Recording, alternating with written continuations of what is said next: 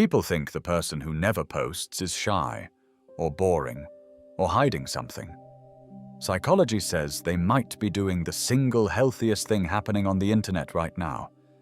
There's a quiet kind of person who lets the big moments pass without a single photo going up. The trip, the new job, the Sunday that finally felt like healing. All of it stays off the grid. From the outside, it can look like an empty life. Look closer, and it's the opposite. A life so full, they refuse to interrupt it, just to prove it happened. The sociologist Irving Goffman described social life as a stage, a front stage where we perform for an audience, and a backstage where we finally stop. Most of the internet is front stage now, lit up around the clock. The people who've gone quiet have no shortage of things to show. They've just walked off the stage. 5 things separate them from everyone still performing, and the last one almost nobody recognizes as protection. They call it a personality quirk. We'll get there. Watch what they do when something good happens. The plane lands somewhere new, and the phone stays in the bag. The promotion comes through and there's no announcement, just a quiet dinner and a person who already feels it. If you've ever felt the strange pressure to photograph a moment before you've even finished living it, you know exactly what they've opted out of. Every post is a small performance, and performance burns energy. You edit the angle, you draft the caption, you wait on the verdict. They've simply stopped paying that tax. From the outside, that reads as having nothing to share. Underneath, it's the deliberate refusal to turn a life into a product. But it isn't only about energy, it's about who's actually watching. Here's the thing the constant posters rarely admit to themselves. The moment you put anything online, it doesn't go to your friends. It goes to your ex, your boss, your mother, and the stranger who decided years ago that they didn't like you.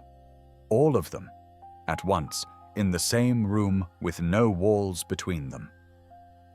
Researchers Alice Marwick and Dana Boyd named this context collapse. Every audience you've ever had, flattened into one. The quiet ones picture all those faces before they ever tap share. And every one of those faces is real. They write the caption, imagine 5 different people reading it, and quietly delete it. Call it overthinking if you want. It's the most accurate read of the room anyone in that feed managed all day. That's what your mind does before you post. Here's what your body does after. You know this loop if you've lived it. You put something up, and then you can't put the phone down. Who saw it? Who reacted?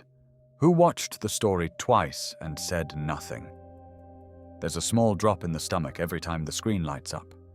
A low, constant hum of being monitored, your body braced for a reaction that may never come.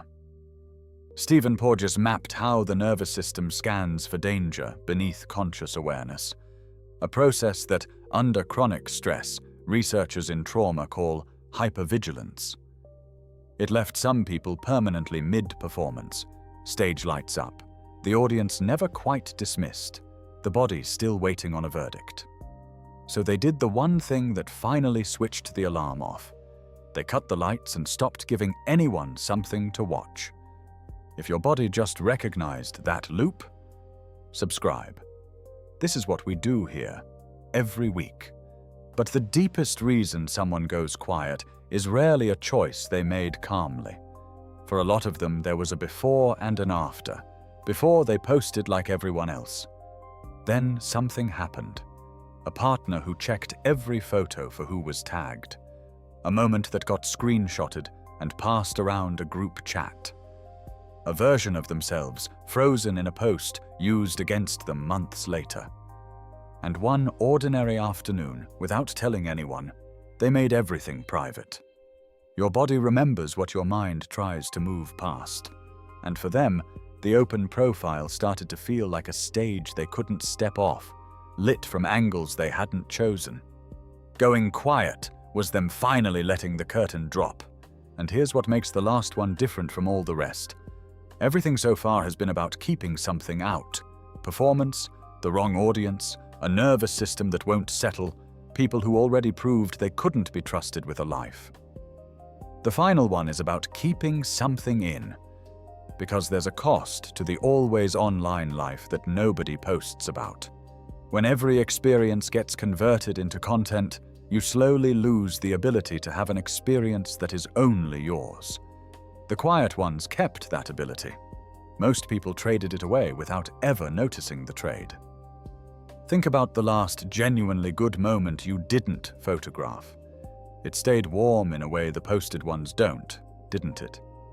That warmth is the thing the quiet ones protect without ever naming it. An experience you turn into a post becomes a thing you manage. Likes to check, comments to answer, a performance of a feeling instead of the feeling itself. An experience you keep stays whole. It lives in the body as a felt sense, what psychologists call interoception, answerable to no one. And that's the quietest thing they protect. A moment no one liked, no one saw, and no one needed to. It was theirs. It was enough. So here's what's really going on with the people who don't post their life online. They're not hiding their life from you. They're refusing to turn it into evidence. And the most protected thing a person can own, in a world that begs you to broadcast everything, is an experience that stays an experience. A performance for no one, witnessed by no one, and entirely, permanently theirs. If you're one of them, hear this clearly. You don't have to perform your healing for it to be real. The quiet recovery, the private peace, the growth no one ever saw still happened, and it still counts. You walked off the stage for one reason. You finally wanted to live somewhere the lights don't reach. And there are far more of you than the feed will ever let you see. Send this to the person in your life who went quiet and left everyone wondering why. They'll feel understood in a way they probably can't explain. And which of these 5 was the real reason you stopped posting? Drop the word or the number below. Tell me the story if you want to.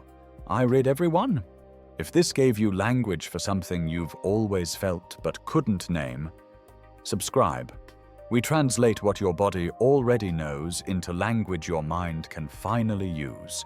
We do this every week.